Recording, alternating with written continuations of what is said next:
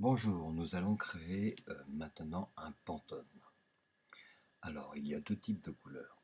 Il y a les couleurs CMJN, pour l'impression en tout cas, CMJN, donc cyan, magenta, jaune et noir. Toutes les couleurs qui se trouvent dans le nuancier sont en CMJN. Si je double-clique sur une couleur, ici, j'ai bien un taux de cyan, magenta, jaune et noir. Le mélange CMJN correspond à ce que l'on a appris à l'école, c'est-à-dire du jaune plus du bleu est égal à du vert. C'est aussi simple que ça. Si je vous montre, voilà. Du jaune plus du bleu, c'est égal à du vert. Voilà. Maintenant, je veux créer un Pantone. Un Pantone, c'est donc une couleur qui est fabriquée par le fabricant de couleurs. Et cette couleur est préparée dans l'usine. Et contrairement au CMJN, le CMJN, lui, va créer la couleur par mélange des quatre couleurs. D'accord. Le Pantone, lui, c'est une couleur qui est créée complètement par le marchand de couleurs. Voilà. Donc la couleur est préparée en amont. L'avantage d'un Pantone, c'est que sa couleur reste stable. Il n'y a pas en imprimerie de changement de couleur. Par contre, le CMJN, lui, effectivement, peut changer de couleur lors d'une impression.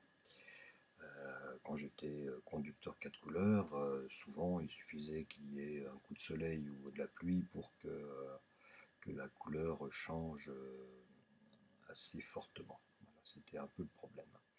Le gros avantage d'un Pantone, c'est que comme il est préparé en amont, il n'y a pas d'instabilité au niveau de la couleur.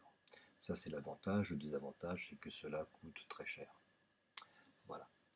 Alors, petite chose aussi, je vais par exemple prendre ce bleu, voilà, et je vais cliquer ici pour dupliquer la couleur. Je double-clique, voilà, et là je suis bien en mode quadrichromie. Je vais essayer de le mettre ici, voilà.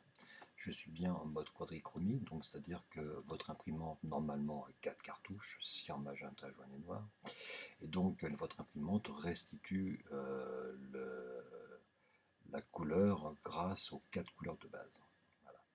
Chez l'imprimeur, on va monter 4 machines qui vont être effectivement du cyan, du magenta, du jaune et du noir. Voilà. Mais on a effectivement le Pantone. Donc là, le Pantone, je vais descendre un petit peu ici, voilà.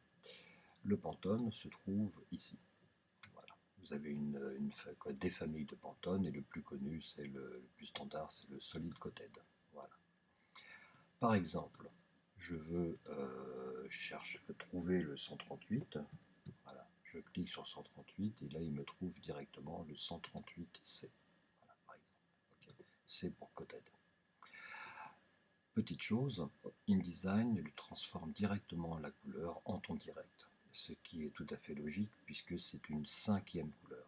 Donc si j'ai une impression CMJN plus un ton direct c'est donc un Pantone, c'est donc une cinquième couleur.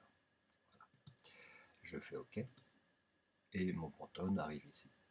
Voilà. Si maintenant je veux l'appliquer, je n'ai plus qu'à l'appliquer directement sur mon fond de page. C'est pas très joli, mais le but n'est pas de faire du joli, le but est de comprendre un petit peu les couleurs. Voilà. Donc ici j'ai donc des nuances, des couleurs ou des nuances, pourquoi pas, en CMJN.